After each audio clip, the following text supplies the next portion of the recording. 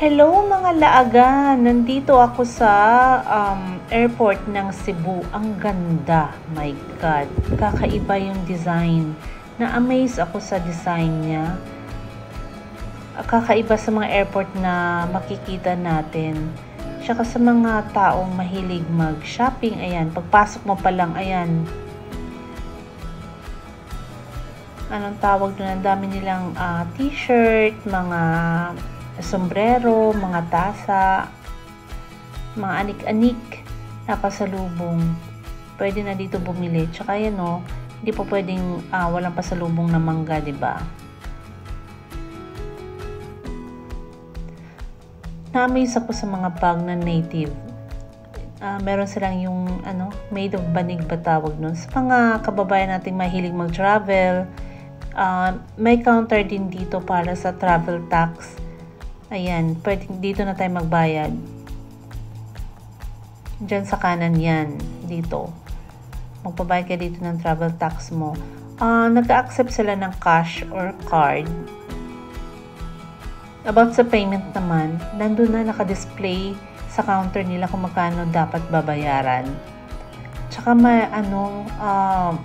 kompleto yung staff nila.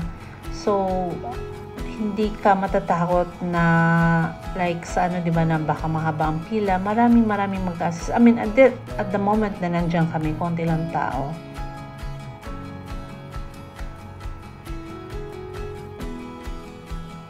Tsaka nakakatuwa yung immigration counter nila. Kitang-kita na from labas. Makikita mo na yung mga immigration officer. Maliit lang ang airport pero kompleto. I'm not sure yung kung may maghahatid kung makapasok. I don't think na makapasok kasi parang konti lang tao sa loob. Siguro mga passenger lang ang allowed kasi kanina nakita niyo si Kuya na nagbabantay, di ba? Hinihingi niya yung ticket namin. So siguro for passenger lang. Pero okay lang din naman kasi sa labas malaki din siya. Maganda yung labas ng airport. Maraming upuan. Yun nga lang, parang wala akong napansin na pwedeng makainan sa labas.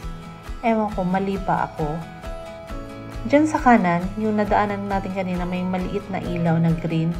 Kung sino yung gusto magpa-refund, di ba yung mga OFW, after ma-assess yung papers nyo, yung documents, pwede nyo makuha yung may certain amount galing sa ticket na makukuha. Doon ma-refund.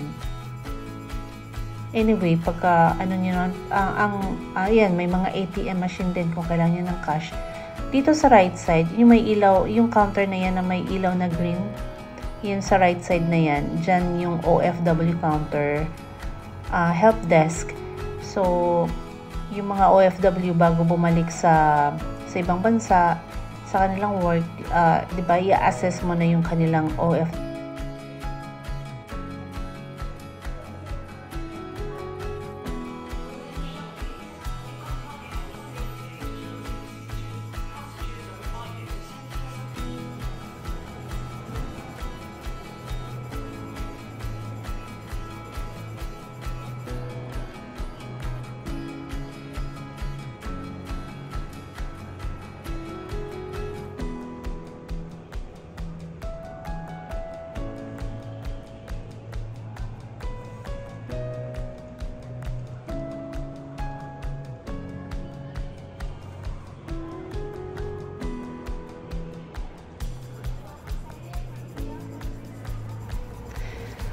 Ayun na guys, nandito na kami sa loob ng duty free. Nakalampas na kami sa immigration. About sa immigration naman, mabilis lang siya kasi maraming immigration officer na nag-assist. Puno yung counter. So, maganda siya. Mabilis.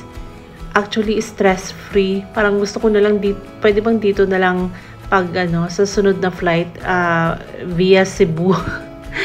Ang galing. I mean, napakasarap magbiyahe ng gano'n na parang hindi ka kinakabahan, yung hindi ka parang hinahabol ng oras, yung parang gano'n, napaka-stress-free. Natutuwa ko dito sa airport na to, maganda siya. And yan, ito yung yung duty free nila. Marami ding branded items kung gusto niyo mag-shopping sa mga yayamanin, o di ba?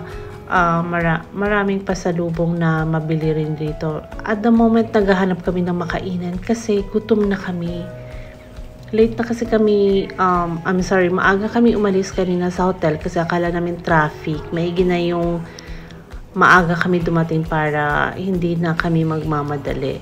So, nasobrahan nga sa aga, hindi pa kami nag-lunch. Kaya naghanap kami ng Though maraming restaurant, both side, pagpasok nyo kasi left and right yung mga kainan dito. So, kayo na mamili.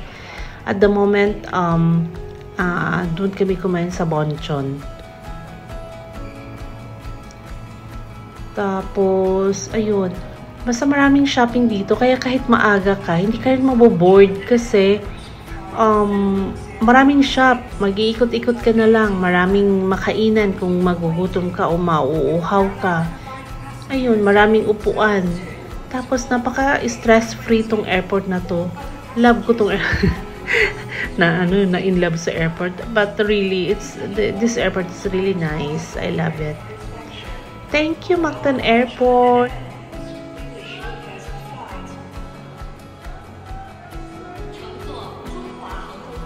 Thank you for watching, guys. See you soon. God bless everyone.